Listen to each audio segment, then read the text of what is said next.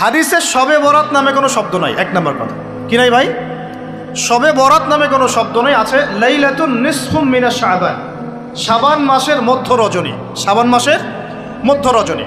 শাবান মাস কি? উত্তর, নবী সাল্লাল্লাহু আলাইহি ওয়াসাল্লাম রমজান মাসের পর যে মাসে রোজা রাখতে বেশি গুরুত্ব দিয়েছেন তার নাম শাবান। আমার সাথে বলেন, শাবান মাস কি?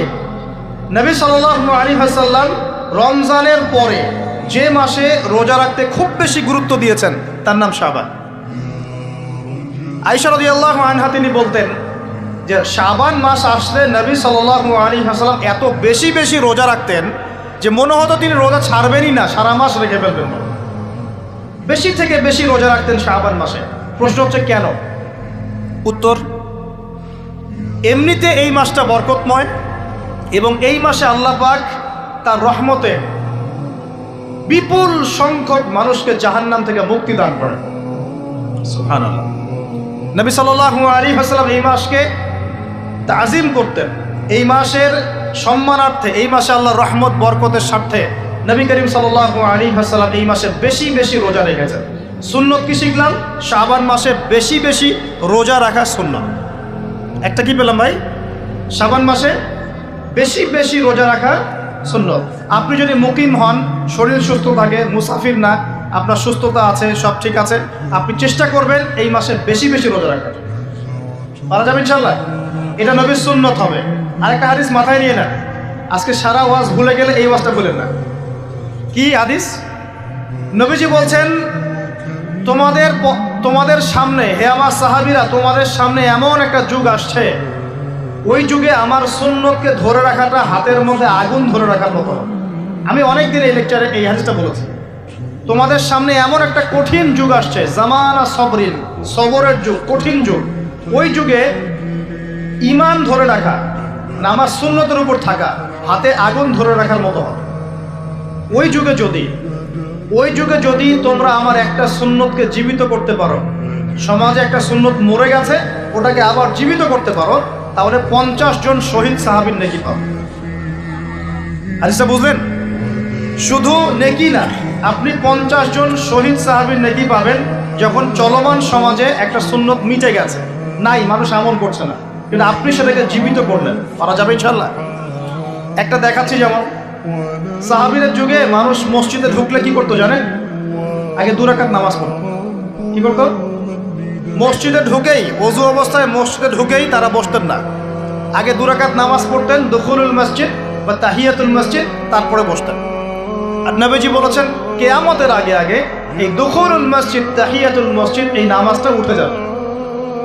উঠে যাচ্ছে না আস্তে আস্তে। মসজিদে ঢুকলে মানুষ ধাপ করে বসে পড়ে, তাই না? মানুষ ভুলেই গেছে এটা সুন্নত। এখন আপনি যদি এই সুন্নতটাকে আবার জীবিত করতে পারেন, ইনশাআল্লাহ 50 জন শহীদ সাহাবীর নেকি পাবেন। সমাজে এখন দাড়ি শেভ করা ফ্যাশন হয়ে গেছে, বুঝছেন না? অনেকে শেভ না করলে চাকরি দেয় না। শেভ না করলে কি হয় না? চাকরি পাওয়া যায় না। স্কুলে তো না, কলেজে গিয়ে পড়তে গেলে ক্লাস করতে দেয় না।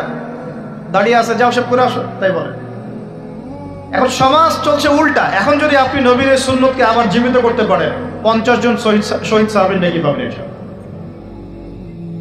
রাতে ঘুমানোর সময় একটা সুন্নত আছে, 33 বার সুবহানাল্লাহ, 33 বার আলহামদুলিল্লাহ, 34 বার কি আল্লাহু আকবার। বহু মানুষই পড়ে না। আপনি যদি পড়তে পারেন, ইনশাআল্লাহ আল্লাহ পাক আপনাকে রেখে দিবেন। সমাজে বহু মানুষ চুল একদম এখন মেসি রোনাল্ডো কাট, তাই না? মেসি কাট আর রোনাল্ডো কাট। আর আমি সিলেট অঞ্চলে দেখে আসছি একদম লন্ডন কাট, 2 পাশ ছিলে মাঝখানে চুল, লন্ডন থেকে শিখে আসছি। এখন চুলেরও কিন্তু সুন্নত আছে কি নাই? দাড়ির যেমন সুন্নত আছে, চুলের সুন্নত নাই। একদম সামন পিছন সমান করতে পারেন, অথবা যদি চুল নাই থাকে তাহলে চুল মাথা মুন্ডন করেও রাখতে পারেন। অনেক সাহাবীর মাথা মুন্ডিত ছিল। আবার অথবা কানের লতি পর্যন্ত বা কাঁধ বাবড়ি রাখতে পারেন। এটা চুলের সুন্নত হলো কিনা? এখন সমাজের সব মানুষ এই সুন্নতটাকে ভুলে গেছে। আপনি সুন্নত মনে করে রেখেছেন, ইনশাআল্লাহ আপনি নেকি পাবেন ইনশাআল্লাহ। এরকম অগণিত সুন্নত আছে, অগণিত, যেগুলো আমাদের সমাজ থেকে আস্তে আস্তে উঠে যাচ্ছে। আমি খুব দুঃখের সাথে বলছি, অনেক মসজিদে ফরজ নামাজ পড়ার পরে আমরা কি করি? একটা মোনাজাত করি, আল্লাহুম্মা আমিন বিরহমাতিকা ইয়া আরহামার রাহিম। ব্যাস উঠে চলে গেলাম, তাই না? উঠে চলে যায় না, তারপর স্যান্ডেল নিয়ে বাইরে চলে গেল। অথচ সালাম ফিরানোর পরে একবার বলতে হয় আল্লাহু আকবার, কি বলতে হয়? 3 বার বলতে হয় আস্তাগফিরুল্লাহ আস্তাগফিরুল্লাহ আস্তাগফিরুল্লাহ, বলতে হয় আল্লাহুম্মা আনতাস সালাম ওয়া মিনকাস সালাম তাবারাকতা ইয়া যাল জালালি ওয়াল ইকরাম। একবার পড়তে হয় আয়াতুল কুরসি, 33 বার সুবহানাল্লাহ, 33 বার আলহামদুলিল্লাহ, 33 বার আল্লাহু আকবার, তারপর কালিমা শাহাদা। এরপর সূরা ফালাক একবার, সূরা নাস একবার, ইখলাস একবার। আরো অনেক দোয়া আছে, আল্লাহুম্মা লা মানিআ লিমা আ'তাইত ওয়া লা মু'তিয়া লিমা মানা'ত ওয়া লা ইয়ানফা'ু যাল জাদ্দি মিনকাল জাদ। পড়তে হয় আল্লাহুম্মা ইন্নী আউযু বিকা মিনাল হাম্মি ওয়াল হাযান ওয়াল আজজি ওয়াল কাসালি ওয়াল বুখলি ওয়াল জুবন ওয়া দালা'id দাইন ওয়া গালাবাতির রিজাল। পড়তে হয় আল্লাহুম্মা আ'ইন্নী আলা যিকরিকা ওয়া শুকরিকা ওয়া হুসনি ইবাদাতিক। আরো অনেক দোয়া আছে। দেখেন তো, মোনাজাত করেন, আমি তো না করছি না, আমি তর্ক করতে আসি না এখানে, এটা নিয়ে আমি ঝগড়া করতে আসি। কিন্তু এই সুন্নতটা যে উঠে গেল, মোনাজাতটা করে যে মসজিদ থেকে বের হয়ে চলে গেলেন, এই সুন্নতটার উপর আমল কে করবেন? সুন্নত উঠে গেল না? আপনি যদি বসে এখন সুন্নতটা প্রতিষ্ঠা করেন, 50 জন শহীদ সাহাবীর নেকি পাবেন। এগুলো তো গেল আমলিয়াত। সমাজ চলছে সুদের উপরে, আপনি যদি হালাল অর্থনীতি প্রবর্তন করতে পারেন তাহলে কত নেকি পাবেন? সমাজ চলছে জেনায়, আপনি এখন পর্দা প্রতিষ্ঠা করলেন, তাহলে কত নেকি পাবেন? সমাজে চলছে দুর্নীতি, আপনি এখন আমানতদারিতা ইনসাফ প্রতিষ্ঠা করলেন, কত নেকি পাবেন? সমাজে চলছে শয়তানি, সব শয়তানি। কি চলছে? শয়তানি। এখন আপনি আল্লাহ রাব্বুল আলামিনের ওহী প্রতিষ্ঠা করলেন, কত নেকি পাবেন? নিঃসন্দেহে আর অনেক বেশি নেকি পাবেন। আল্লাহ পাক আমাদেরকে সেই লক্ষ্যে কাজ করার তৌফিক দান করুন।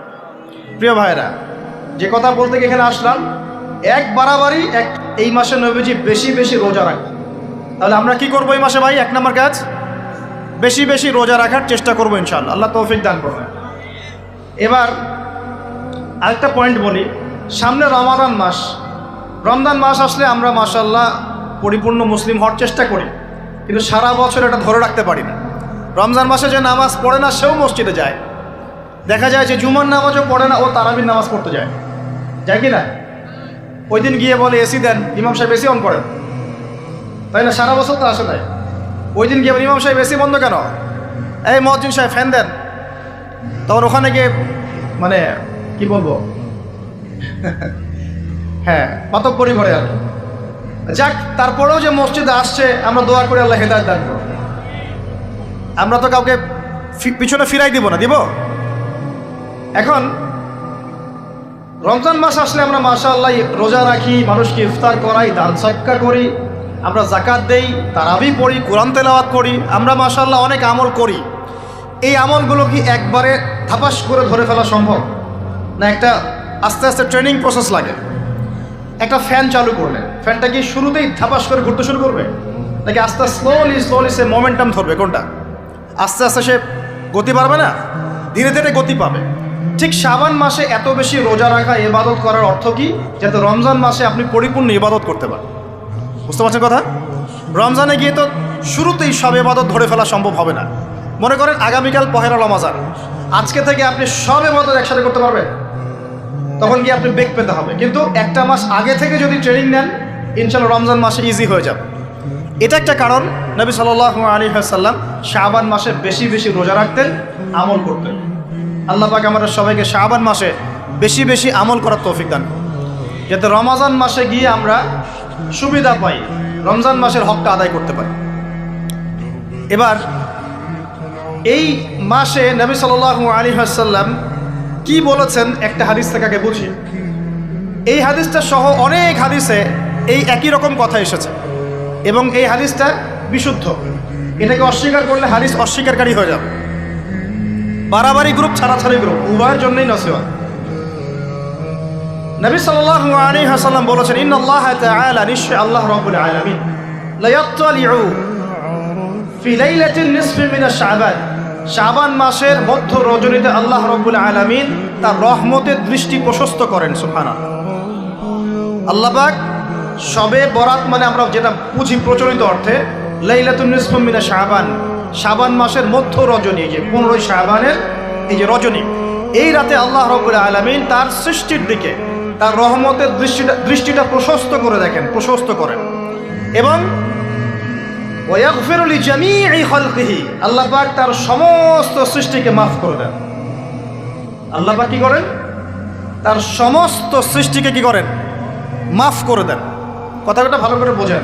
আল্লাহ পাক তার সমস্ত সৃষ্টিকে মাফ করে দেন, ইল্লা, তাদেরকে ব্যতীত। এক, ইল্লা লিমুশরিকিন, এক নাম্বার যে ব্যক্তি মুশরিক, যে শিরক করে আল্লাহর সাথে, যে আল্লাহর সাথে শিরক করে।